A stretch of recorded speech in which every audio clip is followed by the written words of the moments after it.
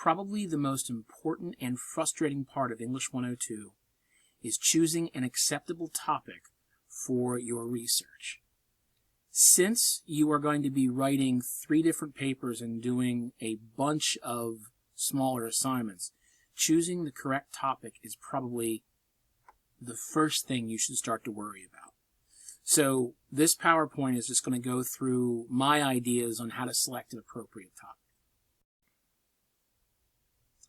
So, there's an old saying that the journey of 1,000 miles always begins with a single step. And honestly, that's kind of where we are right now. You're going to be going through the next semester with a single topic.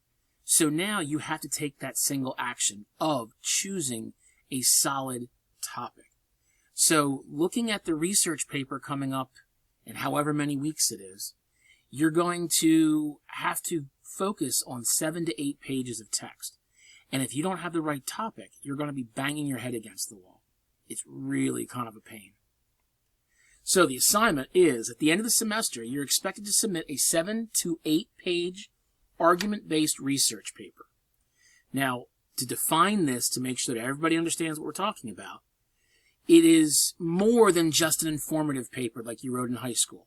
I do not want to see you writing about the history of the internal combustion engine, or what is cancer, or things like that.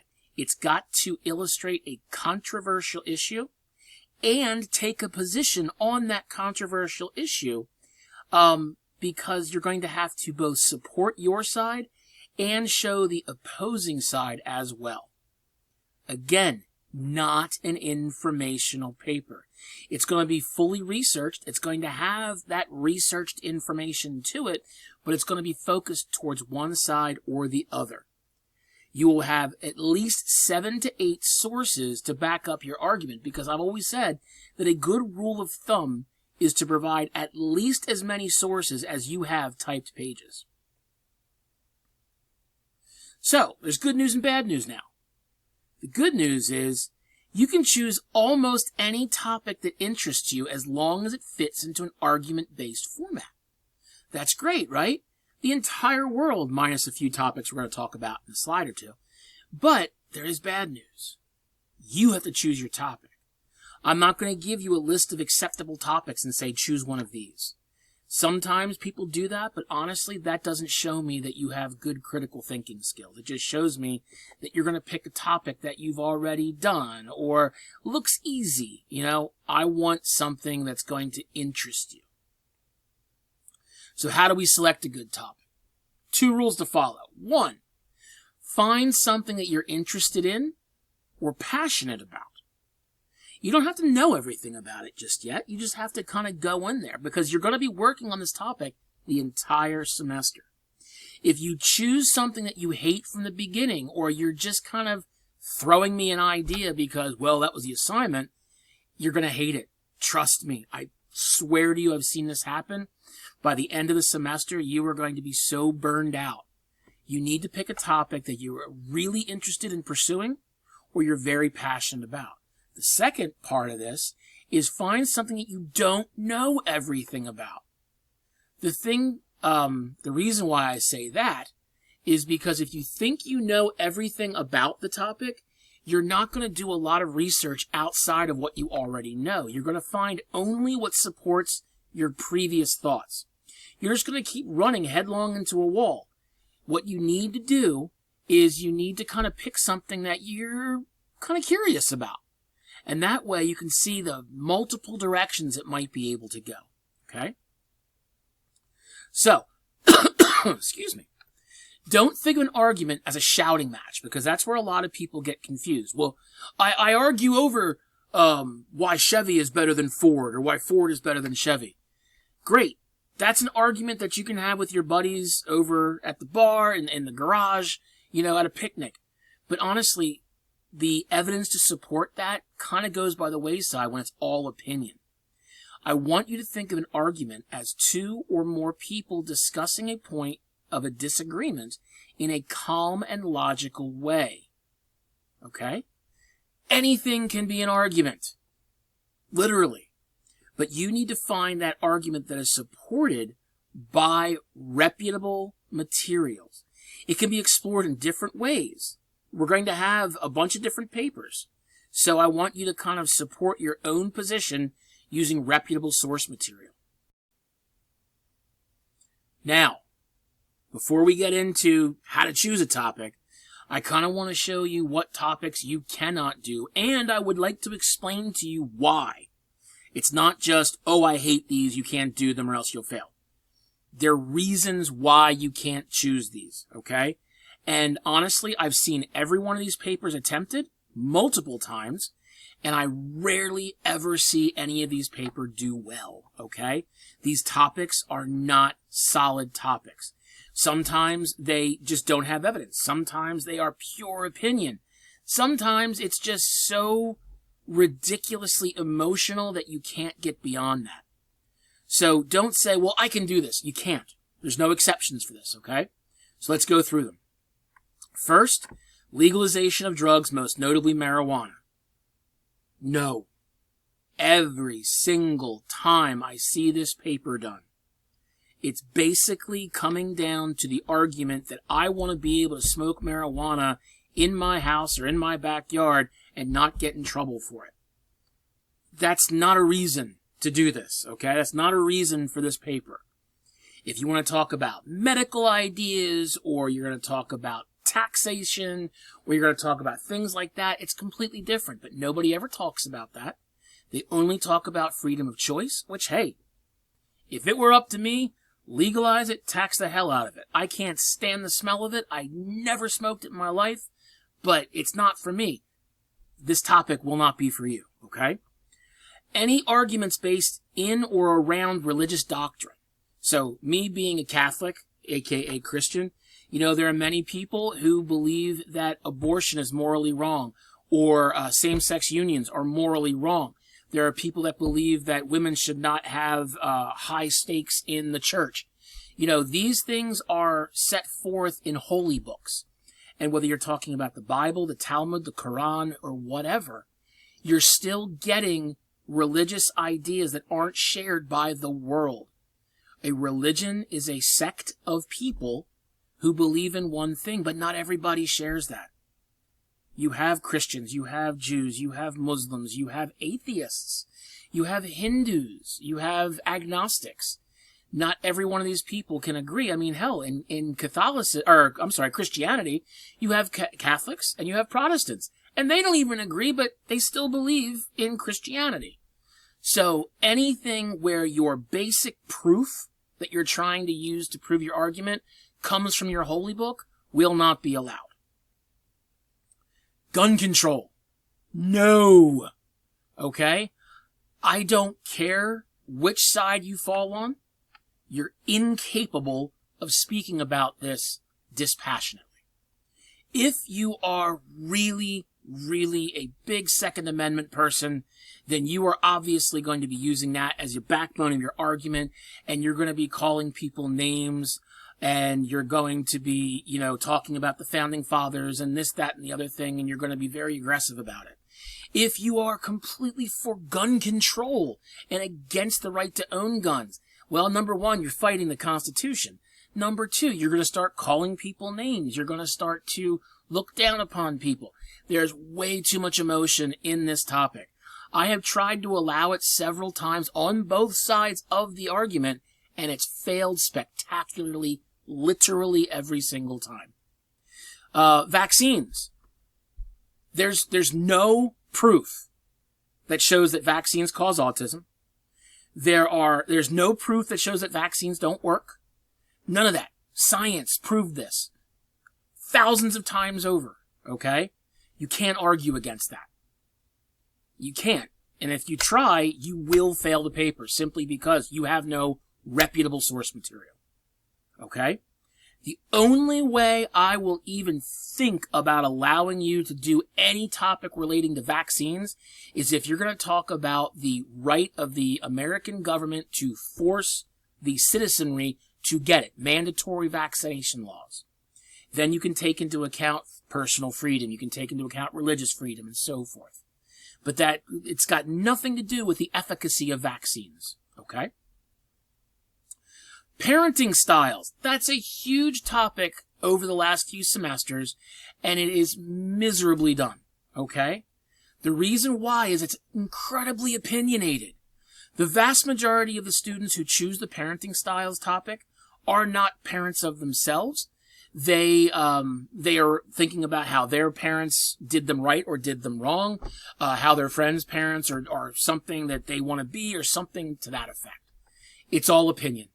There's no study out there that kind of shows for or against anything.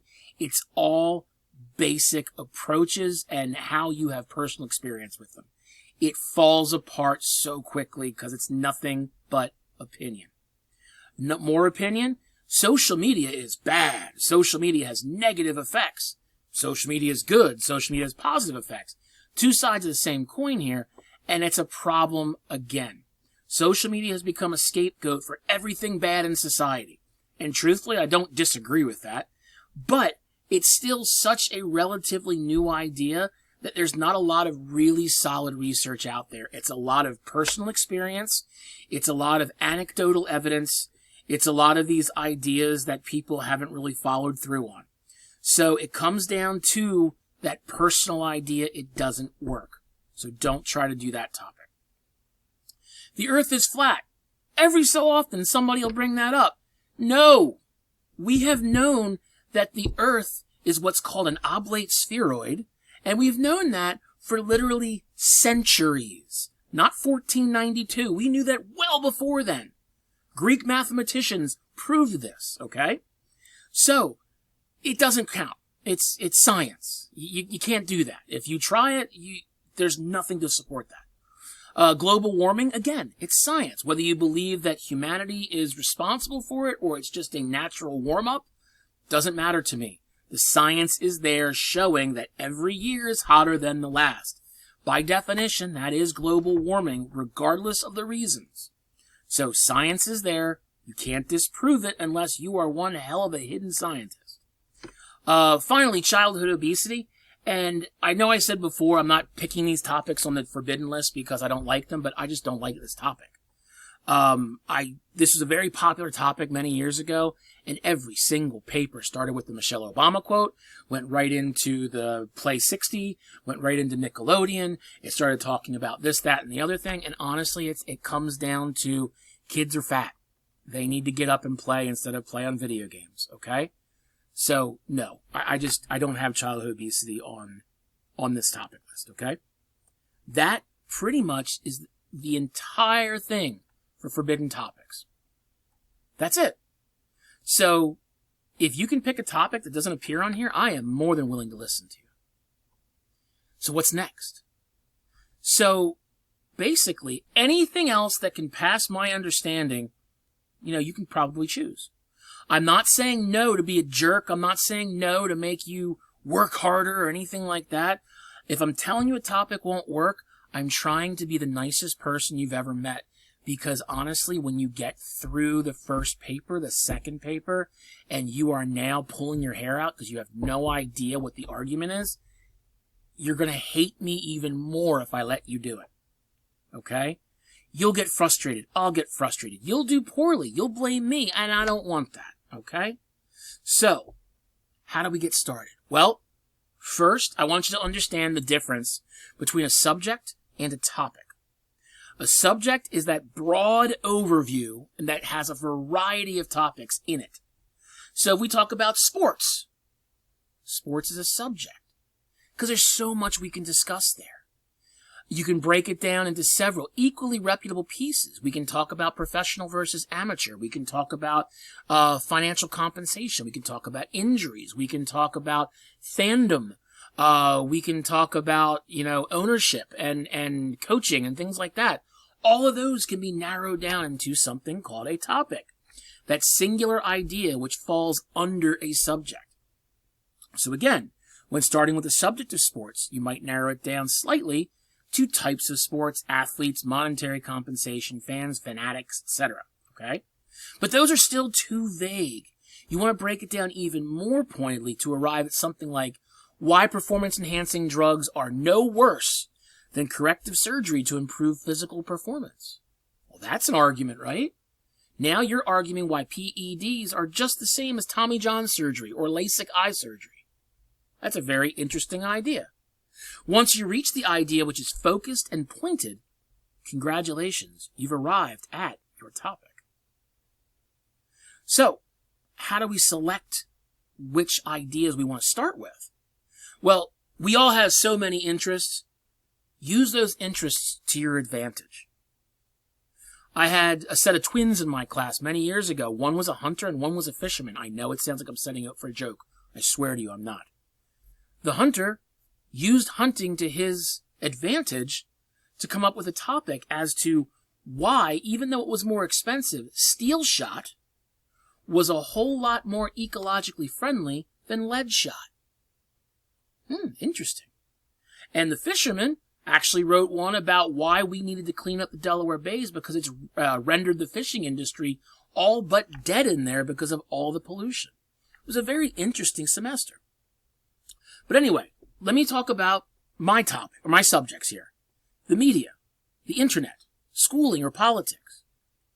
Well, okay, let's not talk about politics. But seriously, we can look at our lives and break down different parts into subjects. So, popular culture, sports, technology, the internet, and body modification. Now, just because I picked 5 doesn't mean all 5 work. Some of them are kind of losers. So technology, sports, and the internet work really well for me. But honestly, body modification? Yeah, I was born in 1975, okay? Yes, I had an earring, right? Well, actually, I had 2 earrings. But that's the extent of my body modification. No tattoos, no other piercings anywhere, okay? So my body modification days were very quick, very easy, and very over. And then popular culture, there's so much crap there that, yeah, we can probably talk about it, but narrowing it down would be a feat in itself. So how do I take technology, sports, and the internet and work it down? Well, now what we want to do is we want to look at these individually. So with technology, I can talk about smartphones, video games, mobile technology, media copyrights, many other things. With sports, I could always trot out the very boring debate about college athletes being paid, or I can talk about the coaches, or maybe even go crazy and talk about performance-enhancing drugs in collegiate sports. Finally, on the internet, which is something I'm very interested in, I can go with something about the future of education, maybe internet crime, maybe something even how society is changing because of the internet. The possibilities are all there. From 3 subjects, I now have the ideas that, okay, I might be able to come up with 3 topics for each subject. So it's 3 times 3 is 9. So let's try this, right?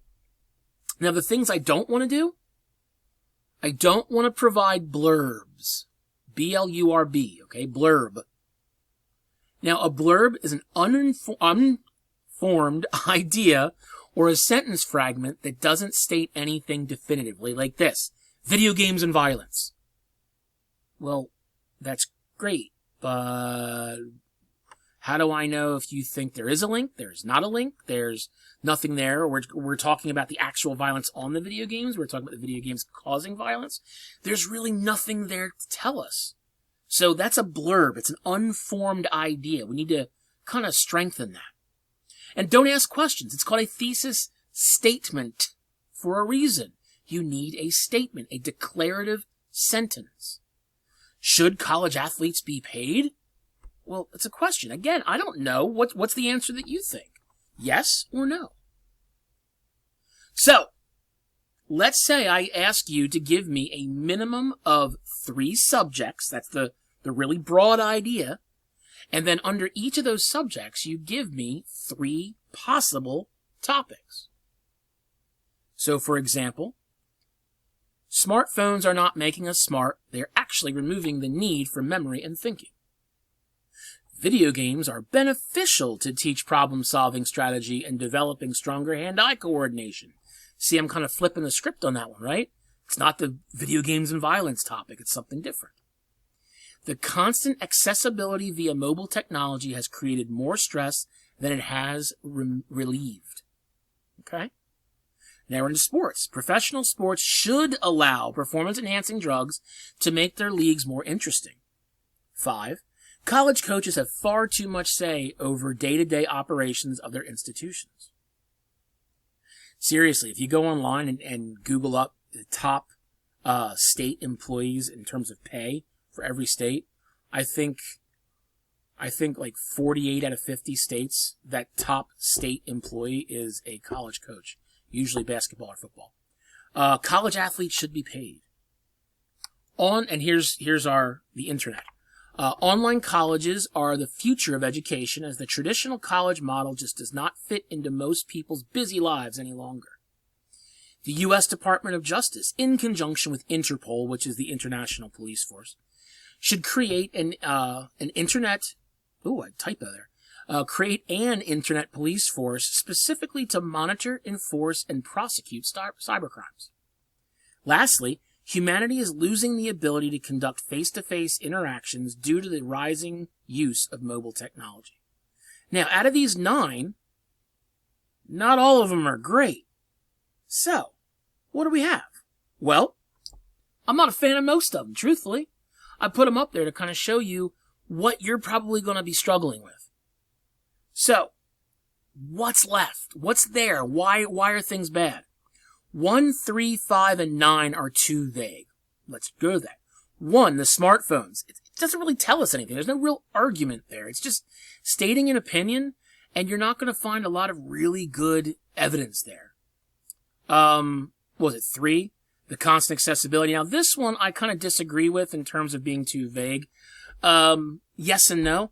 I think it is a little bit vague. However, especially during the pandemic, there has been a lot of stress put on people to be constantly accessible via tablets and laptops and telephones. So this might be able to be kind of polished into a real topic. Number 5, college coaches have far too much say over day-to-day operations. You're not really going to find too much there. It's just going to be just a stupid argument that you might have at a bar. And number 9, humanity is losing the ability to conduct face-to-face interactions. Anybody who works in a restaurant or a bar and sees a first date where both people are on their phone, you already know this.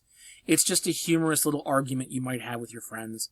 There's really not a good topic here for papers. 2 overdone, 2, 4, and 6. 2, video games are beneficial. Even though we're not talking about video games and violence, the video game topic is a loser, okay? Because no matter what side you fall on, you will find evidence to support you. And that evidence is very biased, okay? A lot of the times people are writing good things about video games. They're always getting it from, surprise, surprise, video game websites, okay? 4, professional sports should allow performance-enhancing drugs. Same thing. PEDs are a passé topic. Everybody talks about them, and honestly, every league has rules for them now.